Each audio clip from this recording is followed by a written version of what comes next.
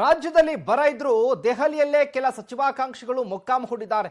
ಸಂಪುಟ ವಿಸ್ತರಣೆಗಾಗಿ ದೆಹಲಿಯಲ್ಲಿ ಇದ್ದಾರೆ ಕೆಲ ಸಚಿವಾಕಾಂಕ್ಷಿಗಳು.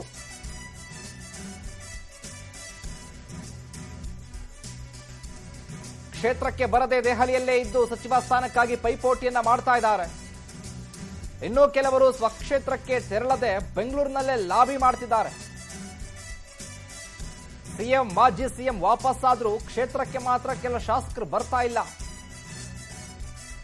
ಆಪ್ತರ ಪರ ಕೆಲ ಸಚಿವರಿಂದಲೂ ಹೈಕಮಾಂಡ್ ಮಟ್ಟದಲ್ಲಿ ಲಾಬಿ ಆಗ್ತಾ ಇದೆ.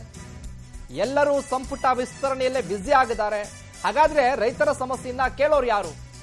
ಸಂಪುಟ ವಿಸ್ತರಣೆ ಆಗೋವರೆಗೂ ರಾಜ್ಯದಲ್ಲಿ ಇದೇ ಪರಿಸ್ಥಿತಿನ, ಇದೇ ತಿಂಗಳ ಅಂತ್ಯದವರೆಗೂ ಸಂಪುಟ ಗೊಂದಲ ಮುಂದುವರಿಕೆ. ಅಲ್ಲಿಯವರೆಗೆ ಕೆಲ ಶಾಸಕರ ದೆಹಲಿ ಪರೇಡ್ ಮುಂದುವರಿತಾ ಇದೆ. ರಾಜ್ಯದಲ್ಲಿ ಬರ ಇದೆ, ಸಮಸ್ಯೆ ಇದೆ, ರೈತರು ಸಂಕಷ್ಟದಲ್ಲಿದ್ದಾರೆ.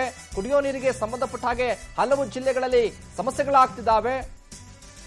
ಇನ್ನು ಉತ್ತರ ಕರ್ನಾಟಕ ಭಾಗದಲ್ಲಿ ಜನ ಗುಳೆ ಹೋಗ್ತಾ ಇದ್ದಾರೆ.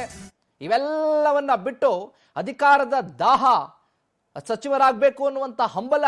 ಹಾಗಾಗಿ ದೆಹಲಿಯಲ್ಲೇ ಇರ್ತೀನಿ, ನನ್ನ ಕ್ಷೇತ್ರದ ಜನ ಏನ್ ಬೇಕಾದ್ರೂ ಮಾಡ್ಕೊಳ್ಳಿ, ಏನಾದ್ರೂ ಆಗ್ಲಿ, ಕಷ್ಟನ ಸುಖನ ಗೊತ್ತಿಲ್ಲ, ಕೇಳಕ್ಕಂತೂ ನಾನು ಹೋಗಲ್ಲ. ನನಗ್ ಬೇಕಾಗಿರೋದು ಜನರ ಸಮಸ್ಯೆನ ಆಲಿಸುವಂತ ಕೆಲಸ ಅಲ್ಲ. ನನಗೆ ಬೇಕಾಗಿರುವಂಥದ್ದು ಗೂಟದ ಕಾರು, ನನಗೆ ಬೇಕಾಗಿರುವಂಥದ್ದು ಅಧಿಕಾರ. ನಾನು ಮಂತ್ರಿ ಆಗ್ಬೇಕು ಅಂತಾನೆ ಯೋಚನೆ ಮಾಡ್ತಾ ಇದ್ದಾರೆ ಹೊರತು ಸಮಸ್ಯೆಗಳನ್ನ ಕೇಳೋದಕ್ಕೆ ಯಾರೂ ತಯಾರಾಗಿಲ್ಲ.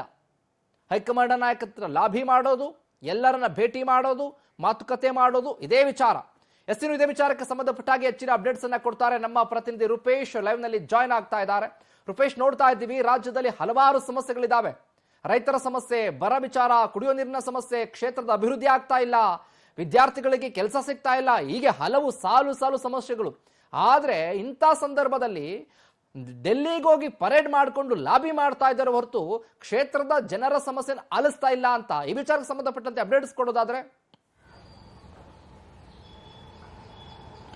ಶಿವಕುಮಾರ್, ರಾಜ್ಯದಲ್ಲಿ ಬಹುದೊಡ್ಡ ಸಮಸ್ಯೆ ಅಂತ ಹೇಳಿದ್ರೆ ಯಾವುದೂ ಅಲ್ಲ, ಬರ ನಿರ್ವಹಣೆ. ಯಾಕಂತ ಹೇಳಿದ್ರೆ ಮಳೆ ಅತಿ ಕಡಿಮೆ ಆಗಿದೆ. ಯಾಕಂತ ಹೇಳಿದ್ರೆ 40-50% ಅರ್ಧಕ್ಕರ್ಧ ಮಳೆ ಕಡಿಮೆ ಆಗಿದೆ. ಹೀಗಾಗಿ ಎಲ್ಲೂ ಕೂಡ ಮಳೆಗಳು ಬರ್ತಾ ಇಲ್ಲ, ಸಮಸ್ಯೆಗಳಾಗ್ತಾ ಇದೆ. ಕೆಆರ್ಎಸ್ ಡ್ಯಾಮ್ ನಲ್ಲಿ ಇವತ್ತಿನ ನೀರಿನ ಮಟ್ಟ ಅಂತ ಹೇಳಿದ್ರೆ 9 TMC ನೀರು ಮಾತ್ರ ಕೆಆರ್ಎಸ್ ಡ್ಯಾಮ್ ನಲ್ಲಿ ಇದೆ. ಈ ಪರಿಸ್ಥಿತಿ ಇಡೀ ರಾಜ್ಯಕ್ಕೆ ಅನ್ವಯ ಆಗುತ್ತೆ. ಯಾಕಂತ ಎಲ್ಲ ರಾಜ್ಯದಲ್ಲೂ ಕೂಡ ಎಲ್ಲಾ ಅಣೆಕಟ್ಟುಗಳು ಇದೇ ಸ್ಥಿತಿ ಇದೆ. ಆದ್ರೆ ಬರ ಎಲ್ಲ ಕಡೆ ಬರಗಳಾಗ್ತಾ ಇದೆ, ಮಳೆ ಬರ್ತಾ ಇಲ್ಲ. ಆದ್ರೆ ಈ ಬರ ನಿರ್ವಹಣೆ ಮಾಡಬೇಕಾಗಿರ್ತಕ್ಕಂಥ ರಾಜಕಾರಣಿಗಳು, ಶಾಸಕರು ಏನ್ ಮಾಡ್ತಾ ಇದ್ದಾರೆ ಅಂತ ಹೇಳಿದ್ರೆ ಬಹುತೇಕ ಆಡಳಿತ ಪಕ್ಷದ ಶಾಸಕರು ಕೂಡ ಒಂದಿಷ್ಟು ದೆಹಲಿ ಇರಬಹುದು, ಬೆಂಗಳೂರಿನಲ್ಲಿ ಪರ್ಯಟನೆ ಮಾಡ್ತಾ ಇದ್ದಾರೆ. ಯಾಕಂದ್ರೆ ಸಚಿವ ಸ್ಥಾನ ಪಡಿಬೇಕಲ್ಲ, ಈ ಪ್ರಯತ್ನವನ್ನು ಮಾಡ್ತಾ ಇದ್ದಾರೆ. ಅದೇ ರೀತಿ ಸಚಿವರುಗಳು ಕೂಡ ಒಂದಿಷ್ಟು ತಮ್ಮ ಆಪ್ತರಿಗೆ ಸಚಿವ ಸ್ಥಾನ ಕೊಡಿಸಬೇಕು, ಈ ಪ್ರಯತ್ನದಲ್ಲಿದ್ದಾರೆ. ಯಾಕಂತ ಹೇಳಿದ್ರೆ ಮೊನ್ನೆ ದೆಹಲಿಗೆ ರಾಹುಲ್ ಗಾಂಧಿ ಹೇಳಿದ್ರು ಜಂತರ ಮಂತರ ಪ್ರತಿಭಟನೆ ಇದೆ, ಹೀಗಾಗಿ ಈ ಸಂದರ್ಭದಲ್ಲಿ ಮಾಡ್ಲಿಕ್ಕೆ ಆಗೋದಿಲ್ಲ ಅಂತ ಹೇಳಿದ್ರು. ಆದ್ರೆ ಒಂದಿಷ್ಟು ಜನ ಸಚಿವರುಗಳು, ಶಾಸಕರುಗಳು ಬೆಂಗಳೂರಿಗೆ ವಾಪಸ್ ಆದ್ರು. ಆದ್ರೆ ಇನ್ನೊಂದಿಷ್ಟು ಜನ ಎಲ್ಲಿಗೆ ಹೋದ್ರು, ದೆಹಲಿಯಿಂದ ಬಂದ್ರು ಬಿಟ್ರು ಅಥವಾ ಕ್ಷೇತ್ರಕ್ಕೆ ಹೋದ್ರು, ಯಾವುದು ಕೂಡ ಗೊತ್ತಾಗ್ತಾ ಇಲ್ಲ. ಆದ್ರೆ ಕ್ಷೇತ್ರದಲ್ಲಿ ಮಾತ್ರ ಇಲ್ಲ, ಬೆಂಗಳೂರಿನಲ್ಲೂ ಇದಾರೋ ಅನ್ನೋದು ಗೊತ್ತಾಗ್ತಾ ಇಲ್ಲ. ಇದಕ್ಕೋಸ್ಕರವಾಗಿ ಸಾಕಷ್ಟು ಸಮಸ್ಯೆಗಳಾಗ್ತಾ ಇದೆ. ಬರ ನಿರ್ವಹಣೆ ಮಾಡೋದು ಹೇಗೆ ಅನ್ನೋ ಪ್ರಶ್ನೆಗಳು ಸಹಜವಾಗಿ ಶುರು ಆಗ್ತಾ ಇದೆ. ಅದೇ ರೀತಿಯಾಗಿ ದೆಹಲಿಯಿಂದ ಒಂದಷ್ಟು ಜನ ಶಾಸಕರುಗಳು ಬಂದಿದ್ದಾರೆ, ಬೆಂಗಳೂರಿಗೆ ಬಂದಿದ್ದಾರೆ. ಬಿಟ್ರೆ ಬೆಂಗಳೂರಿಂದ ಅವರು ಕ್ಷೇತ್ರಗಳಿಗೆ ಹೋಗಿಲ್ಲ. ಯಾಕಂತ ಹೇಳಿದ್ರೆ ಬೆಂಗಳೂರಲ್ಲಿ ಇದ್ದುಕೊಂಡೇ ಒಂದಿಷ್ಟು ಜನ ಸಿಎಂ ಇರ್ಬೋದು, ಮಾಜಿ ಸಿಎಂ ಇರ್ಬೋದು, ಕೆಪಿಸಿಸಿ ಅಧ್ಯಕ್ಷರು ಇರ್ಬೋದು, ಇವರ ಭೇಟಿಗೆ ಕಾದು ಕುಳಿತಿದ್ದಾರೆ. ಅದೇ ರೀತಿಯಾಗಿ ಅವ್ರನ್ನ ಭೇಟಿ ಆಗ್ತಾ ಇದ್ದಾರೆ. ಯಾಕಂದ್ರೆ ಕ್ಷೇತ್ರದಲ್ಲಿ ಸಾಕಷ್ಟು ಸಮಸ್ಯೆಗಳಿದೆ. ಇದನ್ನ ನಿರ್ವಹಣೆ ಮಾಡೋದು ಯಾರು? ಓಕೆ, ದೇವಸ್ಥಾನ ಪಡಿಬೇಕು ಅಂತ ಆಸೆ ಸರಿ. ಆದ್ರೆ ಒಂದು ಸಲ ಭೇಟಿ ಮಾಡಿ ವಾಪಸ್ ಬರಬೇಕು ಅಂದ್ರೆ ವಾರಾನುಗಟ್ಲೆ ಅವರು ದೆಹಲಿಯಲ್ಲಿ ಇರೋದು ಅಥವಾ ಬೆಂಗಳೂರಿನಲ್ಲಿ ಇರೋದು, ಕ್ಷೇತ್ರಕ್ಕೆ ಹೋಗದೆ ಇರೋದು, ಕ್ಷೇತ್ರದ ಸಮಸ್ಯೆಗಳಾಗಿರ್ತಕ್ಕಂಥ ಬರ ನಿರ್ವಹಣೆ ಮಾಡೋದು ಅಧಿಕಾರಿಗಳು ಬಿಟ್ಟುಬಿಟ್ಟಿದ್ದಾರೆ. ಬಿಟ್ರೆ ಶಾಸಕರು ಅಲ್ಲಿ ಕ್ಷೇತ್ರಕ್ಕೆ ಹೋಗ್ತಾ ಇಲ್ಲ, ಅದರ ಸಂಬಂಧಪಟ್ಟಂತೆ ಕ್ರಮವನ್ನು ಕೈಗೊಳ್ತಾ ಇಲ್ಲ ಅಂತ ಪ್ರಶ್ನೆಗಳು ಸಹಜವಾಗಿ ಮೂಡಿ ಶುರುವಾಗಿದೆ. ಈ ಸಂಬಂಧಪಟ್ಟಂತೆ ಒಂದು ದೊಡ್ಡ ಮಟ್ಟಕ್ಕೆ ಈಗ ಹೋರಾಟಗಳಾಗ್ತಾ ಇದೆ. ವಿಪಕ್ಷಗಳೆಲ್ಲವೂ ಕೂಡ ಬರ ನಿರ್ವಹಣೆಯಲ್ಲಿ ಸರ್ಕಾರ ವಿಫಲಾಗಿದೆ ಅಂತ ಹೇಳ್ತಾ ಇದೆ. ಬರ ಅಧ್ಯಯನಕ್ಕೆ ತಂಡವನ್ನು ರಚಿಸ್ತಾ ಇದೆ. ಆದ್ರೆ ಶಾಸಕರು ಕ್ಷೇತ್ರದಲ್ಲಿ ಇರ್ತಾ ಇರ್ತಕ್ಕಂಥದ್ದು ಜನರಿಗೂ ಕೂಡ ಕೆಂಗಣ್ಣಿ ಗುರಿಯಾಗಿದೆ ಅಂತೇಳಿ ಹೇಳಬಹುದು. ಈಗ ಶಿವಕುಮಾರ್, ಥ್ಯಾಂಕ್ ಯು ರೂಪೇಶ್, ನಿಮ್ಮೆಲ್ಲ ಮಾಹಿತಿಗಾಗಿ.